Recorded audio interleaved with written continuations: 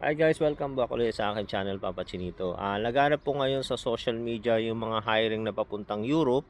Mag-iingat po tayo doon kasi ngayon dumadami na sila. So, hindi lang po yung yung kumpanya na pinitures ko diyan, yung TCCI. Isa po 'yun sa mga sa mga maraming na scams diyan banda sa may Dubai.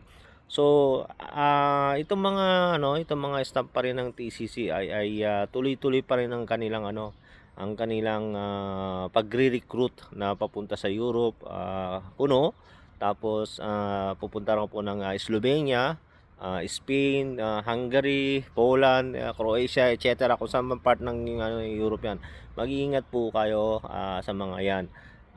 Lalo-lalo na ngayon, talagang nag-open talaga ang Europe. So, bago nyo pasukin yung ganyang bagay, kailangan nyo pong suriin maigi. I-search nyo yung company, kung legit ba yung company. Ngayon, dun sa my comment section, kung may Facebook man sila, TikTok account, kailangan nyo pong makita yung, yung mga comments doon, yung mga goods and bad comments.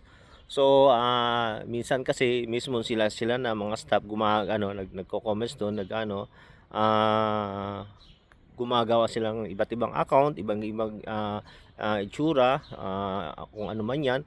So, kailangan po natin mag-ingat. Huwag po kayo basta-basta maniniwala sa mga ganyan. At huwag kayong basta-basta magbibitaw ng pera kung walang mga resibo or walang mapakita. At isa sa mahalaga diyan, kung gusto nyong maging legit 'yan sila, makipag-usap po kayo ng video call or tapos i-record nyo, screen record nyo para malaman po yung pagkakakilanlan ng mga tao na yan.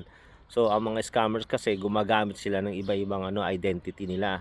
So, meron nga diyan nagpapakita pa sila ng ng mga dokumento na katunayan na legit sila. So, wag ho kayo basta-basta maniniwala.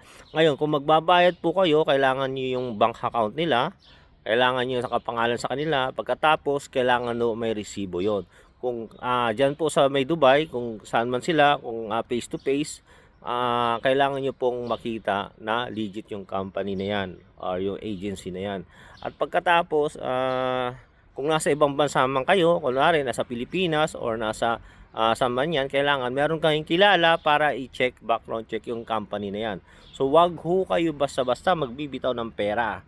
At mahirap po kitain ang pera ngayon, lalo-lalo na sa mga tao na hindi pa nakapag-abroad o yung mag-uumpisa pa lang mag-abroad.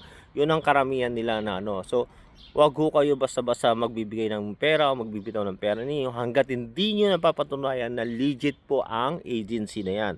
So, mag-iingat po tayo. Shoutout ulit sa mga sa mga TCCI na marami pa rin ang ngayon ang nagla-live pa rin sila, naghihikayat pa rin sila ng mga ng mga kanilang mabibiktima. So, mag-iingat po tayo sa mga illegal recruitment na yan. So, sa susunod ulit ng video, maraming salamat. Bye-bye.